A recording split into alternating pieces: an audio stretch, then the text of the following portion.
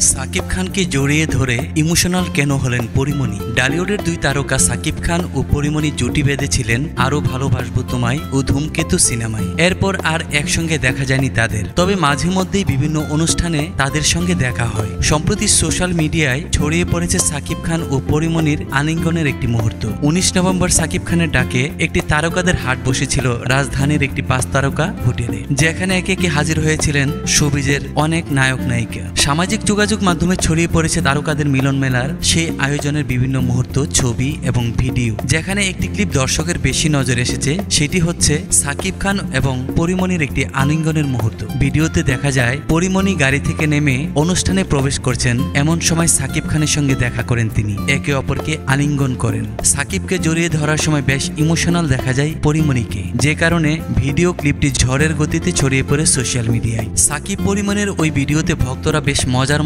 বিভিন্ন কমেন্ট করেছেন। কেউ তাদের এই সুন্দর মুহূর্তের প্রশংসা করেছেন, আবার কেউ দুজনকে একসঙ্গে দেখে নতুন সিনেমায় কাজ করতে দেখতে চেয়েছেন। তবে নায়ককে জড়িয়ে ধরে পরি কেন ইমোশনাল হয়ে যাচ্ছিলেন সেই প্রশ্ন তুলেছেন অনেক ভক্তরা।